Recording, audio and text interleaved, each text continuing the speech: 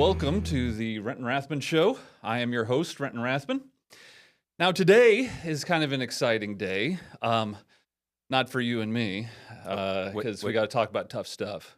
But it'll be an exciting day for our audience. I see.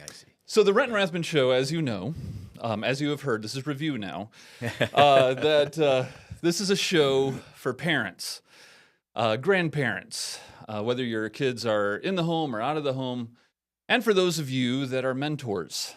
This is a show that exposes worldviews that are built up against the knowledge of God, and we do our best to help you try to construct a biblical worldview as you respond to those things. Now today, we have a topic that I think is probably one of the most important topics, and it's going to sound generic at first, but just stick with us. What we want to talk about is parenting, but what we want to talk about specifically is what we wish we knew before we became parents. I have... That really takes the pressure off of you and me, right? Yeah, it does. So we can provide advice for people based on observations about our own ignorance. That's right. Yeah. Yeah, we messed up. You don't have to. I mean, that's what we're here for. Why wasn't that the title for the episode? Well, there's still time. We can change it. Okay, good to know. So I have been a parent now for 24 years. I have a 24-year-old son. That makes sense. That math works. Mm-hmm. And then I have an 8-year-old and a 10-year-old. Once we had Daniel, he's our oldest. He's the 24-year-old. When we had Daniel, we got pregnant pretty fast after we got married. So we thought, this works pretty easily. We'll be able to have a ton of kids. And that was kind of the plan, just to have a ton of kids, because we just, and we weren't even at a place where we had this conviction about, what the Bible says about kids, anything like that we should even want them. We just had this sense that that's what we wanted. Mm-hmm. And so after we had Daniel, we thought, okay, well, we're reading up on everything, be careful, you don't want to have them too close together and all that sort of stuff. And we're like, well, we don't care, we just want a ton of kids. And then a year goes by, then another year, and we think, this doesn't seem, something's wrong. And so after a few years, we go in, and of course the doctor, everything, what's so frustrating, if those of you that are listening that have had a hard time conceiving, the most frustrating thing in the world is going to a doctor when you can't conceive, because they act like all of this is brand new. They have no idea what they're doing.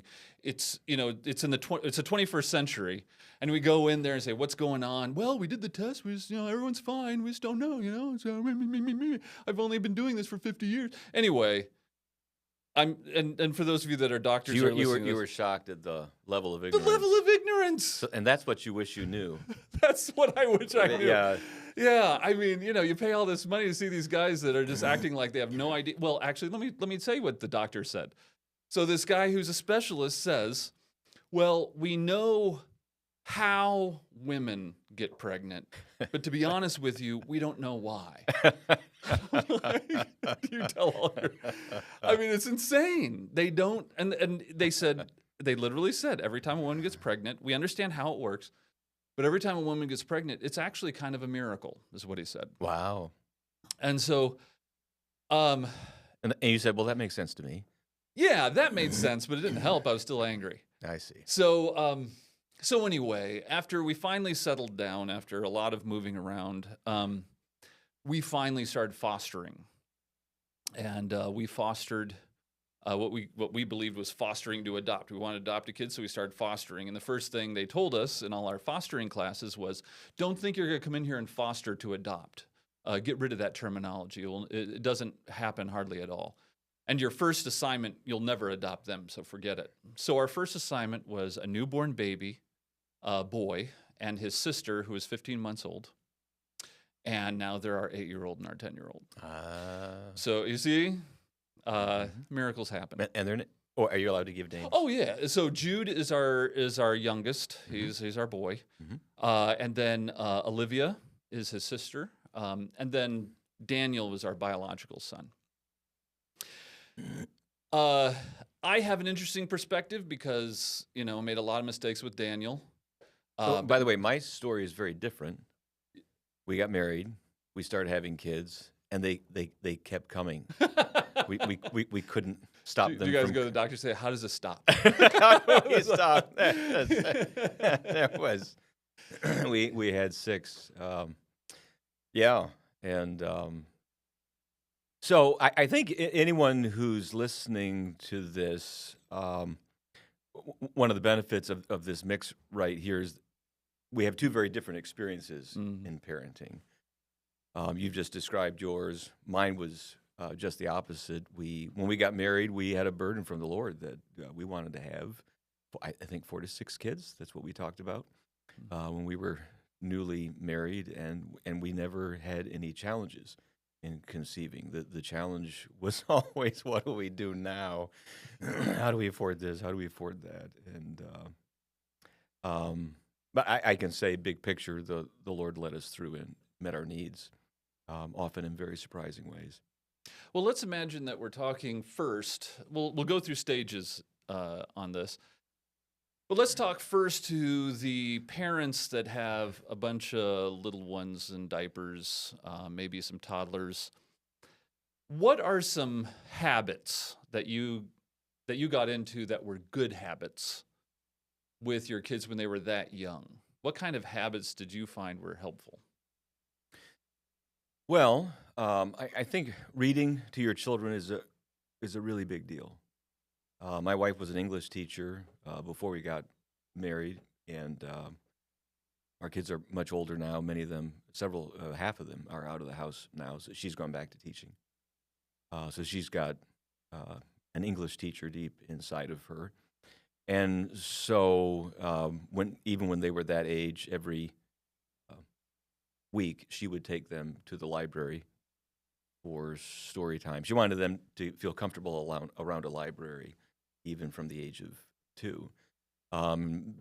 She would come home with a raft of books and read through them with the kids. And what that did was it made learning from text very normal, very natural. And the Bible is a text, and so it was very normal, very natural for, in particular, her, when they were that young, to spend some time every day with the text of Scripture in front of them, reading, usually from a simplified children's Bible, and then concluding that with prayer. That was a key thing that we did right, I think. Yeah, when we first had Daniel, the level of immaturity that I had was off the charts. So your wife had 2 kids. Yes, Yeah. that's exactly right. Big one, a little one. Yeah, and eventually we're going to have a show on fatherhood, and where we're going to talk about that specifically. But you really can become your wife's oldest son, and we have that all over the place now that technology has caught up with our immaturity. We have 20-some-year-olds all the way to 30-year-olds to 40-year-olds still buying video games for their Xbox. Man cave. PlayStation. They never called it a husband cave. No, they don't. They call it a man cave. Right. It's an escape from responsibility. Which is it's an ironic that they ought to call it the boy cave, because really what it's designed to do is to make you feel like you're 15 again, have your buddies over, and then come up to supper. But I distracted you. You were talking about this that's other fine thing. though. But that's how I was. I was a child, which left all the responsibility on my wife. And so I was just barely keeping up with things. I would take everything for granted. I wouldn't look at my kid like at Halloween, and I wouldn't look at Daniel and go, oh, I got to remember this because one day he'll be older. Just all of a sudden he was older, and and I'm telling you, those of you that are in your 20s or 30s, and you've heard 1,000 old people tell you, time moves so fast, but it does. It's insane. And the sad thing is you're tricked into thinking that's a cliche all the way up until it's not. And you're like, oh, I wish someone told me. Like, oh, well, they did, but I just thought they were old and insignificant. So So now we have these younger kids, and we're trying to do things differently as well. I'm in a different place spiritually than I was, 20 some years ago. And so that's a benefit to my younger ones. So we try, and habits are good to create. They are the thing that makes you feel guilty when you're not doing it. Um, so always have something that is making you feel guilty that you're not doing it when you're not doing it. Huh. Say So- that again. yeah. I'm not sure I want to write that down, but if you say it again, I'll decide. So if Habits are when you create a habit with your family, and there comes a time, a night where things just got ahead of you, and you don't have time for it, that should make you feel guilty when you go to bed. You're like, oh, we didn't do the thing. And that's how I feel. So that's how you know it was a habit. When Yeah. you miss it when you didn't do it. So we've tried to have family worship at night, and nothing fancy. And by the way, what I just described is, I think, an early iteration yes. of family worship, an early version of family worship. And it Exactly. can become more complex as the children get older. It can. But even staying simple is okay. I think a lot of people, when they hear family worship, they think, oh, okay, I got to buy a podium so I can speak to my family. Yeah, and a church preach to them. service, yeah. And you don't need to create a church service in your home. What we do, ours, we have an 8-year-old and a 10-year-old, so we have spent the last 2 weeks just in the first few verses of Proverbs 2.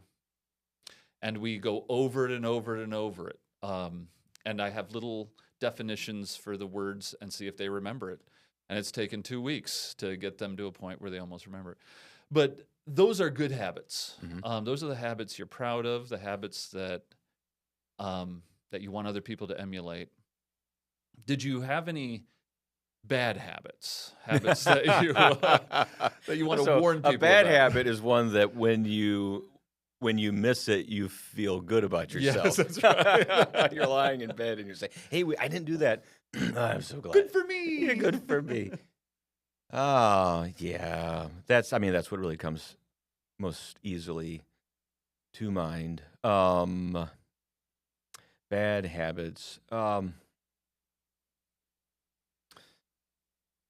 There's so many. I could go first if you want. All right, you go first. That I'm more way- interested in your bad habits than I am in that's mine. right. Well, my self-deprecating will help you. Yes, thank you.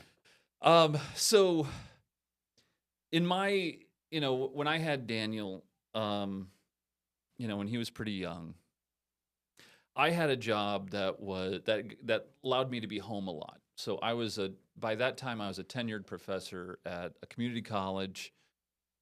As tenured, you can put all your classes where you want them, because it was a massive community college. So you have all these different sections you can choose from, and you can choose your own. So I had all my classes on Monday, Wednesday, and Thursday, and I had a long weekend every weekend. And so you would think I had a lot of time with Daniel, and I did. I could have. We were in the same house together during that time, but I was constantly in a habit of not being, and the women that listen to this will know what I'm saying, but the men still will need a definition. I wasn't present. Now, this is something that women say to their husbands all the time, and they're like, okay, I'll try and be more present, and we have no idea what they're talking about. But what the habit was constantly reviewing in my mind the things that actually mattered to me whilst my family was around. So I felt like, look, I'm giving you all this time, but in my mind, I'm constantly reviewing, okay, I want this to happen in my life. This has to happen next week. This happened. I'm kind of worried about that. What's going to happen with that? And all these things, they don't even have to be sinful. But I got so used to... No, meanwhile, your child is playing with Thomas the Train on the floor. Yes. And you're watching over him. You're not engaged with him. Not engaged at all. And so then I thought, and so my wife would confront me about that. You need to be here with him. Like, okay. I'll play some video games with him. And so that was another habit that I think is a bad habit. Don't play video games with your kids and think you're actually spending time with them. You are present with them, but you're lost in the escapism of video games. It is not togetherness. You're not finding out more about your kid. And don't tell me, those of you that are into all the video games, don't tell me, well, I can learn more about my son by the way he fights on blah, blah, blah game or whatever, that you're not. And so I got in the habit of being physically there, but finding ways to get back in my head. I see. And now when I talk to my older son,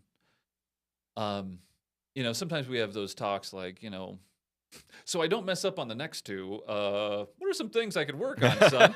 I don't really put it that way, but but we have those talks, and he says, I just didn't feel like I got to know you very much when I was young. I said, I was there all the time. But that's that constant habit. That is one of those habits that I think is Okay, really so you bad. primed the pump. Okay, there I you would go. say so. A bad habit would be having downtime with the family that doesn't lead to opening up to one another, which is kind of like what you were saying. We never had video games, or at least not much. But we would watch, family-oriented videos together, and it got to the point that if we were having fun together as a family, that's what we were doing. It was like that was the only trick that we had. That was the go-to, and the problem is very similar to what you're saying. Even if it's a wholesome video, you're all lined up, sitting on the couch together, staring at a box, and all of the action in the room and all the conversation in the room and all the opening up in the room is happening over there, and nothing's happening on the couch. We're not opening up to one another. We're not talking about things. And I had heard of other families who would play games together, and the home that I grew up in, it was a good home. But my dad despised board games. He abominated board games, and so I grew up to feel the same way. And for me, the definition of a horrible experience would be to play Monopoly for 3 or 4 hours. Ooh. I would rather die over and over and over again for 3 or 4 hours than to do that. And other families were like, "Oh, we play Monopoly all night, and it was such a good time to." Yeah. And I thought, if that's the answer, I think I'm going to go back to my videos. Did you end up buying some board games or? We did. And so here, maybe this is, again, my fault. Every one of them felt something like Monopoly. Yeah. Yeah. So it's not one of those things like we tried it and I really loved it. No. No. No. So, but this is the time where we're bearing our soul about what we we regret. Yeah, I mean, it's possible to watch a movie together as a family or just with one of your children, and it be a rich experience. But somehow the experience of the conflict or the character development has to be a springboard into conversation. Maybe you hit the pause button and you have a conversation on the couch, or after it's all over with, you have a conversation that seems to be more natural and effective when the children are older, 15, 16, 17. Yeah. And they also have to have a certain personality, To be curious about such things. Right. Yeah. Be curious about such things, So one kid might say, "Wow, yeah, I did notice that," and then another kid will say, "It's just a movie. Press play. Come on." Yeah. But anyway, Yeah. Okay. Well, let me ask you this. Some of the reason we fall into bad habits, especially as dads, is we typically have some kind of stressful job, whatever that stress means. Whether it's a schedule, whether we actually have a lot of tension at work. We get home and we're absolutely exhausted. I mean, there are times where I start drinking coffee around 3, knowing I'm going to be home by 5, so I can be ready. But But I didn't always think that way. I just came home, I was exhausted, I see. and I did not feel like engaging my family. I barely felt like engaging my wife, let alone those kids. And I just want to get on the couch, turn something on, and shut down.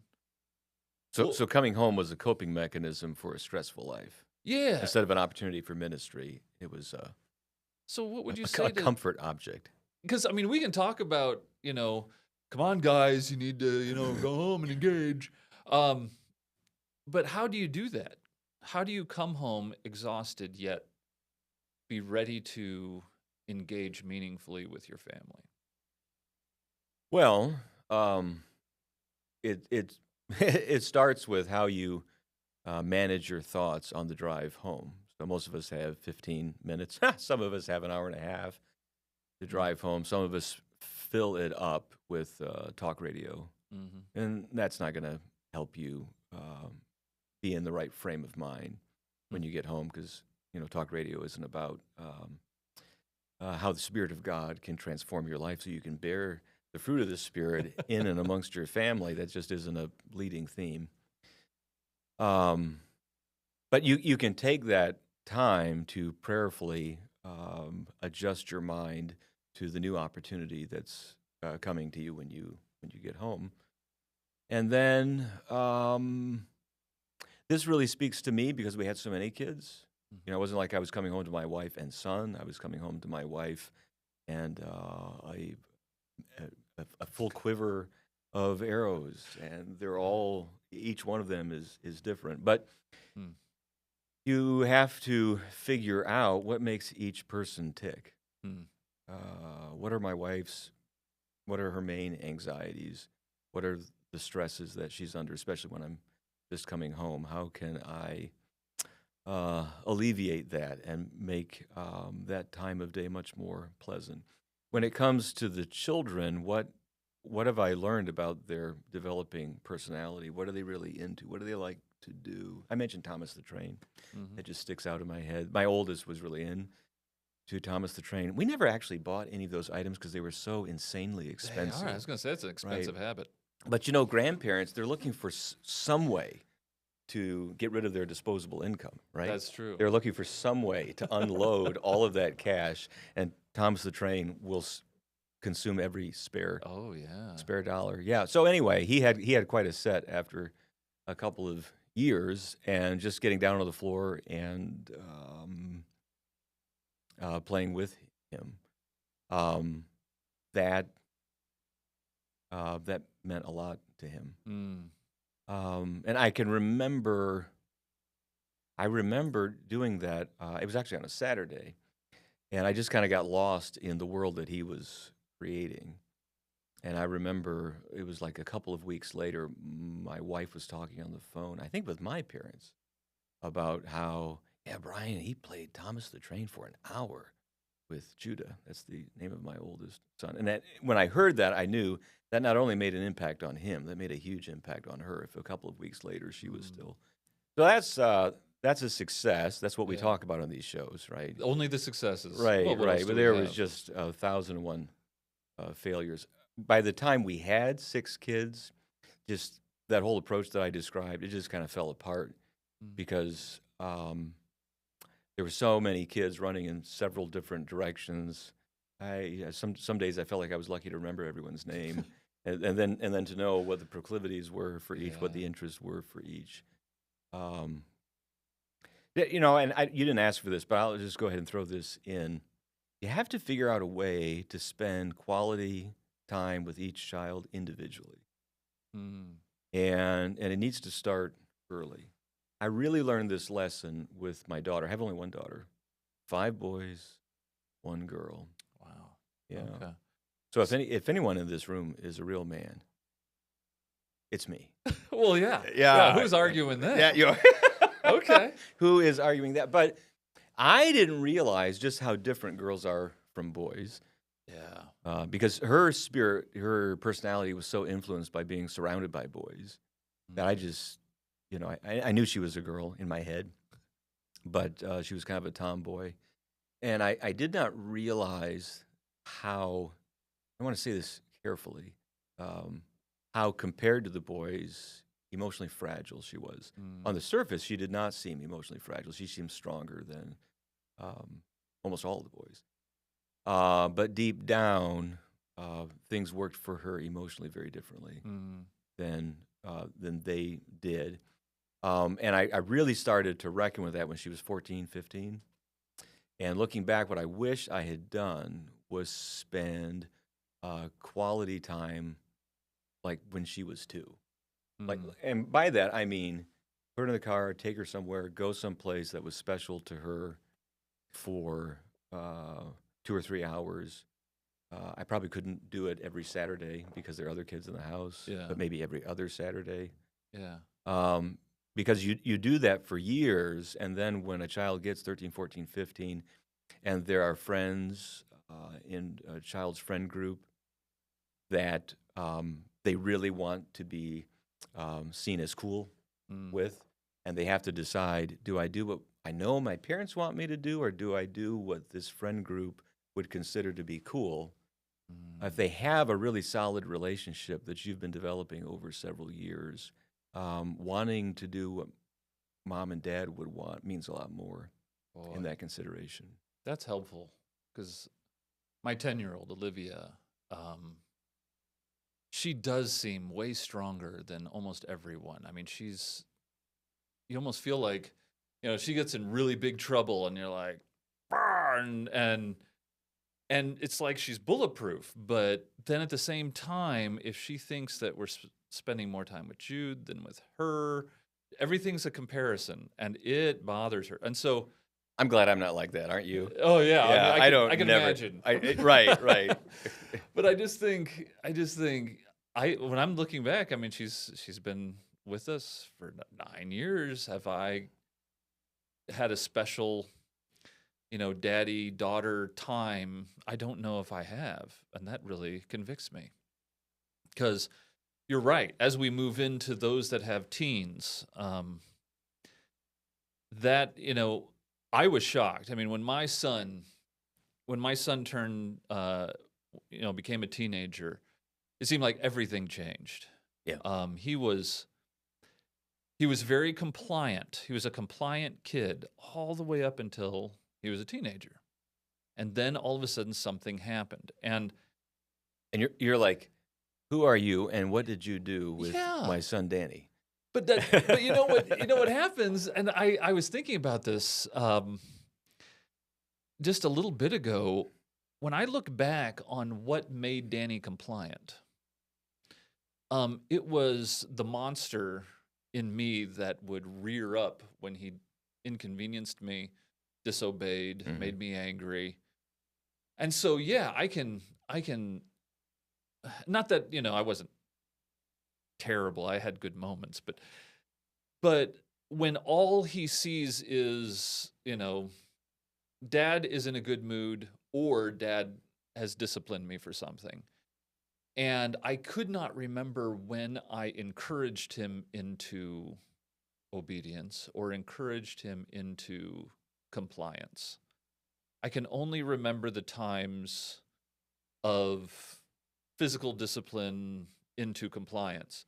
Well, once they become What does that phrase mean? Physical discipline. into I have no- compliance, yeah. Yeah, I Well, have no spanking their idea. little buns, Oh, is Yeah. that what you're saying? Oh yeah, Okay. we're going there. Okay. Are we going there? Yeah, I mean, I think, well, this is the thing. I mean, we live at a time where no one wants to talk about spanking. And Proverbs seems to be pretty clear, at least I'm pretty sure 3 specific times, says you should be doing this. It's interesting how when I talk to parents and we talk about spanking, the first thing I hear is, "Oh, that doesn't work for my child."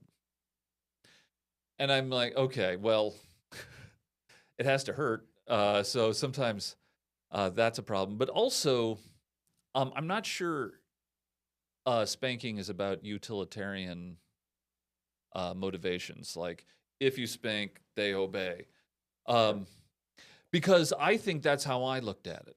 I looked at spanking utilitarian, that when he feels this pain, he'll stop doing this thing. Mhm. And what I should have looked at spanking differently. Um, I should have looked at it as an obedience for when they are doing something that has dishonored God, even if that means disobeying their parents, and explaining that to them, and then helping them understand this is about obedience rather than Dad is angry. And I think Yeah, so you have to put a contextual frame oh yeah. around it. Otherwise, what else are they gonna? I mean, half the time when I did spank, I was angry. I know we're all, as parents, we're all supposed to say, well, I would calm down and then I would go in. That happened a few times, and I don't believe very many people that say, I calm down and then I go and like, yeah, maybe. So, I mean, I would always try to have some sort of instruction in association with the physical discipline. Yeah. And then I think almost always we would pray afterwards. What I learned through all of that, so I'm the youngest in my family. As am I. It's the secret to our success, right? It's our It is. it's our superpower. We literally got away with everything.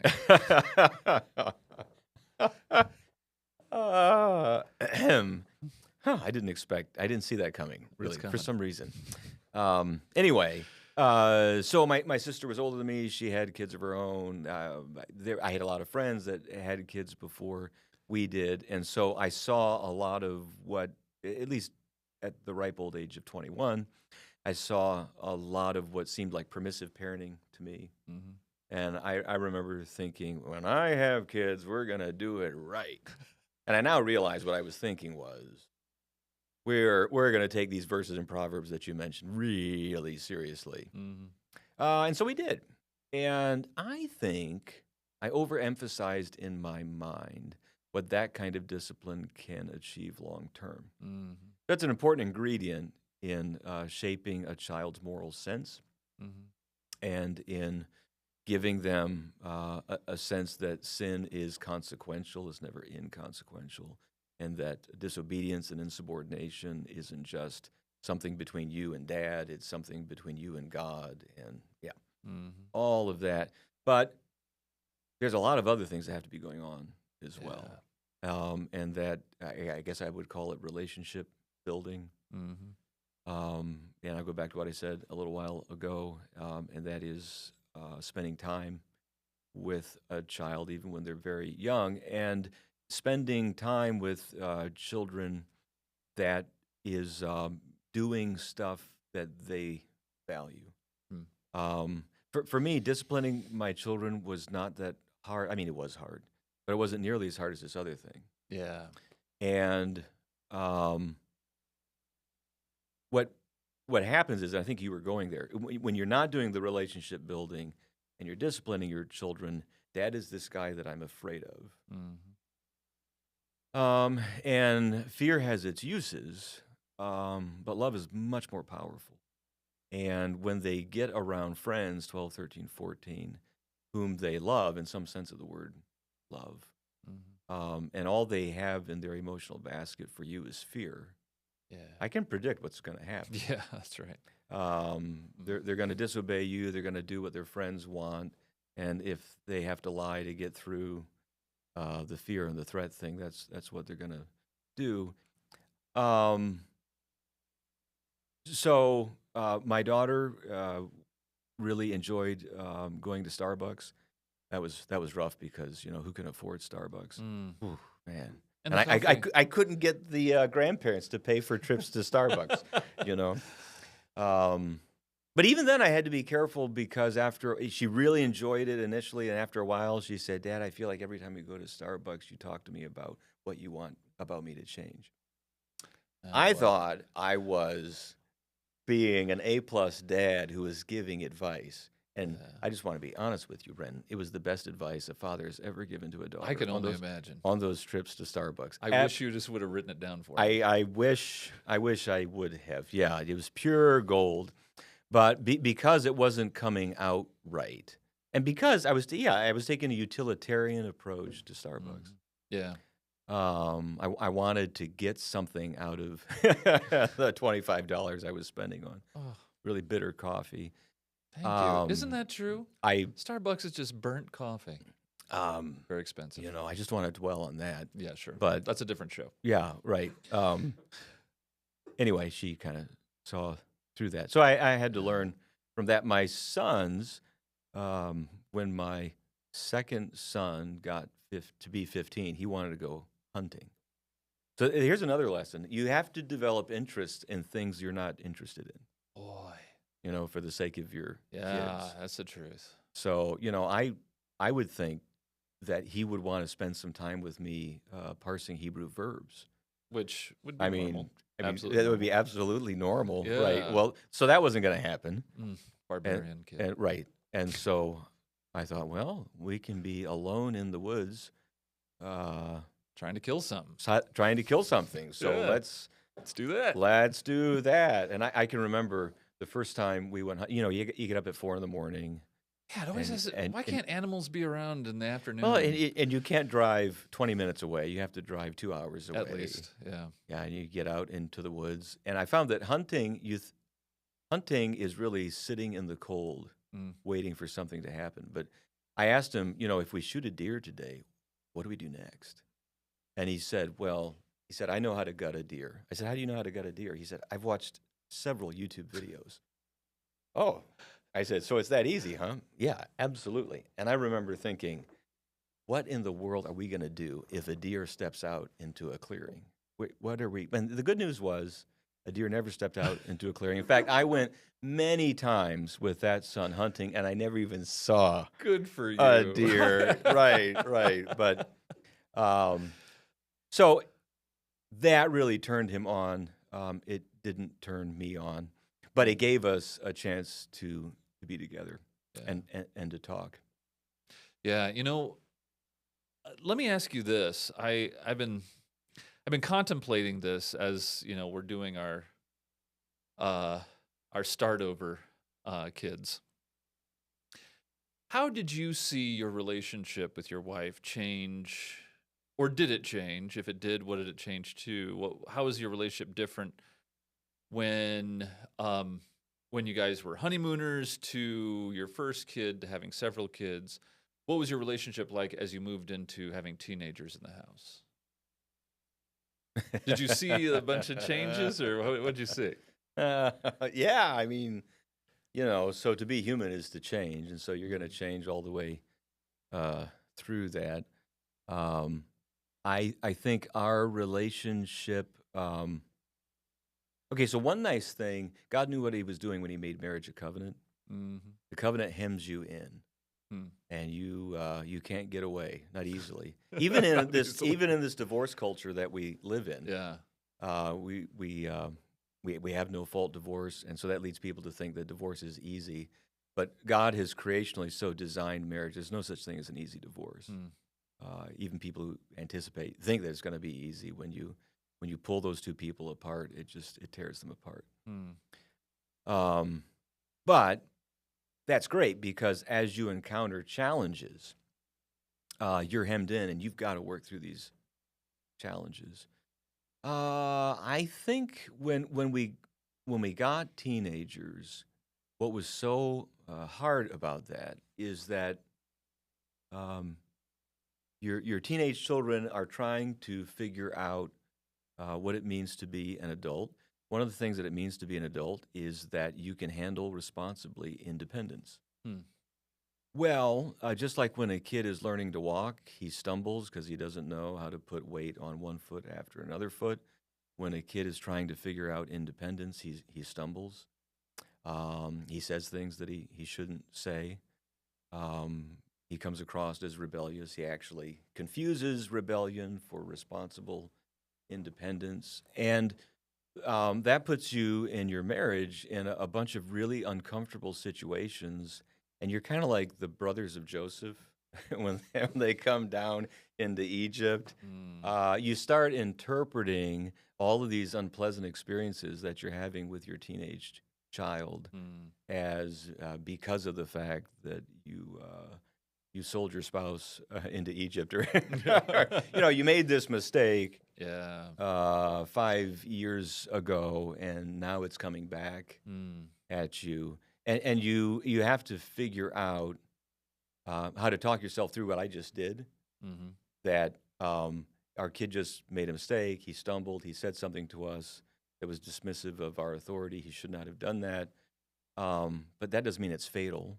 And that doesn't mean that God is judging us for our sin. Because as long as you think that this is righteous retribution for a previous failure, it can be very hard to have a real relationship with your spouse. I don't know if I'm making sense here. No, you are. I think there's a lot of people listening that have made that connection that once rebellion changes from sticking keys into a light socket to uh, yelling back at you because they're upset, like a teenager, your relationship does change. I noticed that when Daniel was little, my wife would defend him when it was time for discipline.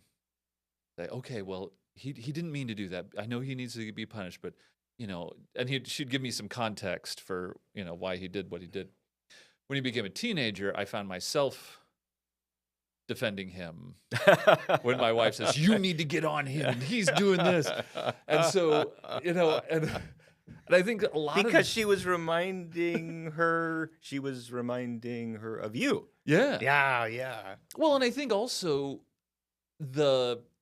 and I don't know about girls yet because I have 2 or 3 more years before Livy. Well, I have turns all the 13. answers. I've raised one girl. Oh, thank you. So I have all the answers. Yeah, just write it down and send it to me in an email. I don't want to write it down. There's endless legal hassles. Yeah, right. So, but with young men, I have noticed a lot of the rebellion as they get older into their teens come out more towards mom than dad. Now, I don't know if that's true across the board, but as an elder in my church, and from my own experiences dealing with families, I've found that a lot of times the young man tends to want to show his, I'm a man now, you can't tell me what to do. And mommy represents everything that he was when he said the word mommy, as a little kid. And he's not a little kid anymore.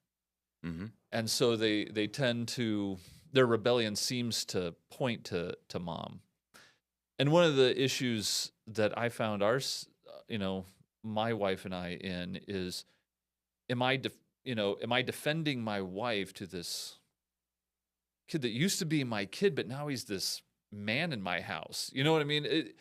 Of course he's your kid, but he has, a man face now, and he's almost taller than me, and there's all these different changes going on, and it does kind of change the dynamic between you and your wife, because now there's this other adult in the house almost. How did you handle, and you can give us bad examples or good examples, how did you handle discipline with a teenager? Spanking doesn't work anymore, if I can use that phrase that I condemned a little bit ago. And I don't even think you should be spanking teenagers. But so what was most helpful to you in disciplining your teenagers? So I want to go back to something you said previously about your wife was defending your son when he was little, and then it flipped around when he got to be a teenager. What I found was with my oldest, who is a boy, and then the second is the girl, was all the way through. When my son, my oldest, would get into trouble, whether he was 2 years old or 20, I tended to defend him, and my wife tended to want much more to lower the boom immediately. Mm. And with my girl, it was just the opposite, also all the way through. Mm. And I think that had to do, and this relates to what your ending question was, that had to do with how well we knew the child. I think I knew my oldest son better than my wife did, not because she wasn't spending time with him, but we were both spending time with him, but I'm a guy and he's a guy. Mm-hmm. And so I felt like I had a better feel for what was going on in his head. Mm. With my daughter, it was just the opposite. My wife's a girl, obviously. Good job. Right, yeah. and my daughter was a girl. And so she felt like she had a better feel for what was happening, inside of her. And I think with some of that, there was some flex there. Sometimes my wife was right about what my son needed and I was wrong. Sometimes I was right about what my daughter needed and she was wrong. But so much rides on how well you know your child. And this is something we haven't talked enough about, and that is the grace of God. You can raise responsible kids, you can raise respectful kids. You can't raise godly kids without the grace of God. Boy. And so how well you know your kids has a lot to do with how good you are at overcoming the effects of sin on your knowledge. Mm-hmm. And so how well you know God really has everything to do. I guess your question was actually, how do you discipline a teenager? Mm-hmm. So the first thing is you really got to know that teenager well. Yeah. You got to know what he values. You can take away privileges.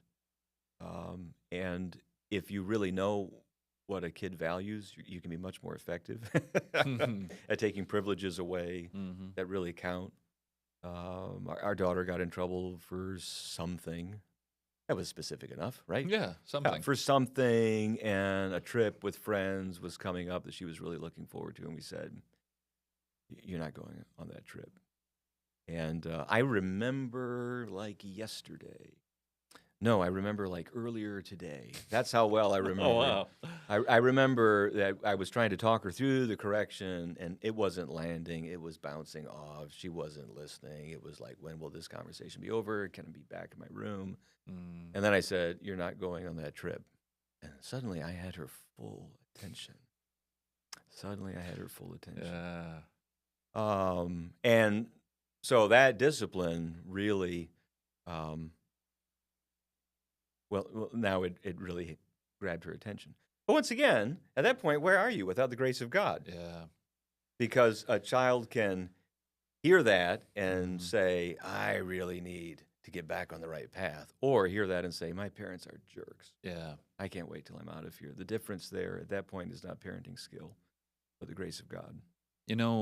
A lot of people, put, as parents, they put a lot of weight on themselves, and they think, and we always go to church. We always go to church, and there is some weight that we as parents want to put on church.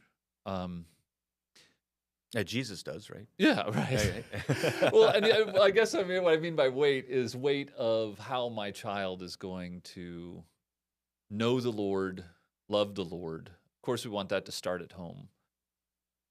What do you find is helpful as your children become teens? There's some churches that have a million things for teens to do. They have a million activities. They have, two different youth pastors that have really cool haircuts and know all the lingo and play the guitar. And right? play the guitar, which is the only thing they teach you. Advice can be stupid without a guitar, but if you put those words with a guitar background, done. They believe it. Yeah. And everyone knows if you go to seminary for youth pastoring, basically it's just a bunch of guitar lessons. You don't even open the Bible. So here's the point. I'm just kidding, youth pastors. We love you. So you got some churches that have all this junk for kids. Yeah. And they're like, I want my teen to go there. Then you have churches that are kind of old-fashioned, more, they will sit with us. They will be with the family. And so there's nothing for kids. And they do that on purpose to show that, we're so, maybe we're this way because they have some kind of an idea of how the family should always be together, whatever it is. What do you find helpful in a church for teens? What's the thing that you think really grabs them? I think that, first of all, the ministry of the word is huge. Mm-hmm. And so, if we use the phrase "go to church," that has a connotation of sitting by passively and just being a bump on a log. But if we use the language of the ministry of the word, Mm-hmm. well, that's a means of grace that is absolutely necessary. You're not going to make it to the celestial city, if I can invoke, what's his name? Bunyan. Yeah, John Bunyan. We're not going to make it, and our children aren't going to make it safely to the celestial city without a lot of Bible input. So that's really important. But in the bigger picture of church ministry, I would say a really important thing Mm-hmm. is engaging your children in activities that matter, ministry activities that matter. So several years ago, we started attending a church that's basically a church plant. We don't meet in a nice building. We meet in an old, beat-down, former public school, elementary school building. It's the ugliest building on the street. All right? As it should be. As it should be. Yeah, that's what we want to see. And there's all kinds of needs around the building, to keep it from falling apart. It's also situated on 10 acres of land. The land's really nice. And the pastor had mentioned to me shortly after we started going, he said, "Well, I would really love to have a disc golf course. I think we could have a 9-hole disc golf course here. But someone would have to design it, and someone would have to clear the land and places for it in order for this to become a reality." Well, so I filed that away. I knew that I had a son who's now 20. At the time, he was 17. I had another son who's now 18. He was at the time 15. The one son is really skilled. He's a very outdoorsman. He's really skilled with art and design. The other son is also an outdoorsman, and he loves to do anything dangerous with a chainsaw. Nice. Yeah, so We all have our hobbies. Yeah, we all we all have our dangerous, not our dangerous hobby. Anyway, he has his dangerous hobbies. So one of those two kids got in trouble at school, and it was the kind of trouble that I had to involve the pastor in to help me sort through how I should respond.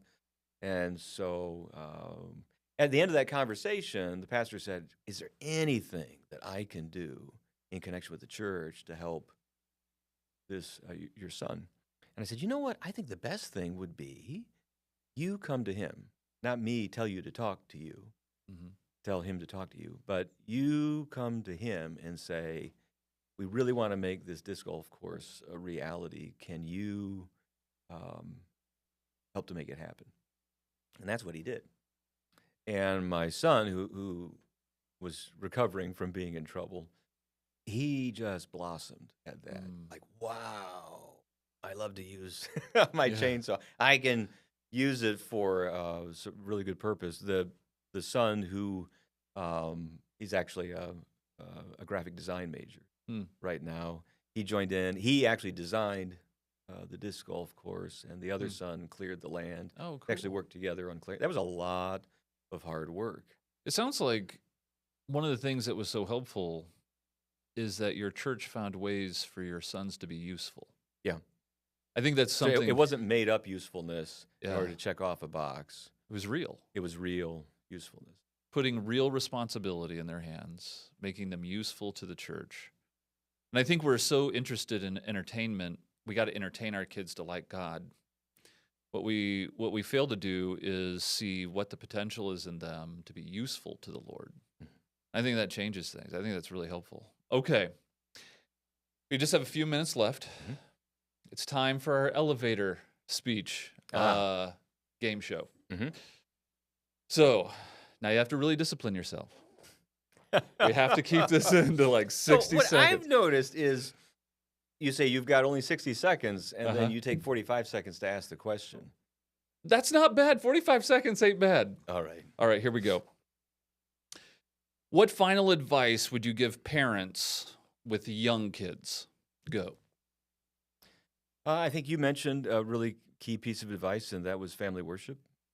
That's a key thing. But I think also I would emphasize spending time with your kids, one-on-one time, as much as you can, that's tailored according to what you sense their interests are. Excellent. What final advice would you give parents with teens? Oh, give up. Yeah, for sure. No. Nice. Next question. I would say I would lean into that advice about tailor-made uh, time spent with them that's according to their own interest. As they get older, it should be longer. Okay.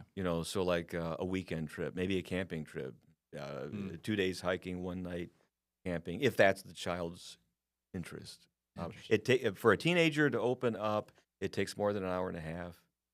You might find that the second day of the hike, that's when they're primed enough to really open up. It takes time. Thank you. I'm really going to take some of this advice. I'm telling you. Okay. Last question for our elevator speech. What final advice would you give parents who have adult children? Children that are no longer living in the house. They can be in their 20s, 30s, whatever. You need to keep in mind that God wants adults to be independent and not be dependent on their parents. For this cause shall a man leave his father and mother and cleave to his wife, and they two shall be one flesh. There really is a problem with parents meddling in the decision-making of their kids' homes. They should not do that. Nevertheless, you see things that in your experience are not good things. So what do? You got to pray for your kids. Pray for them regularly. Tell them that you're praying for them. That was something that you said in a conversation we had a few days back about what your mother did with your brother, who at the time was away from the Lord. I think that's golden advice. Yeah, and that's something that I had struggled with for a long time. I would worry about my kids, whether they're young teens or my adult child. I would worry about them. I would try and give sage advice. With my little ones, I would discipline. But if you were to look back on the times that I really prayed for my kids, I think I'd be ashamed. I have, as someone that has degrees in theology and all that sort of thing, the worst sin I think committed is knowing the power of God and never entreating Him for it. And then I wonder, what's going on with my kids? I've tried so hard, and we do, we try so hard. And then you think, well, how many times did I pray for them this week? And do I know them enough to know how to pray for them? Have I done the work to make my prayers deep and specific? Because I really believe that the Lord wants us to pray because He wants us to be able to do the thing that prayer culminates in, which I think is glory. And what else is glory to God than praising Him for what He has done? If we're not praying all the time for what we want or need Him to do, things that His Word has said we need to pray for, then how are we going to give Him glory when He follows through with completing His work? Yeah. So anyway, my final thought to you parents that are watching this is there are things that you can do right now. This isn't something where you have to wait for your kid to become a teenager to follow advice. This isn't something where, next time you do something wrong, this time you are going to spank him. But rather, what you can do right now is the most powerful thing you can do right now, which is praying for your kids.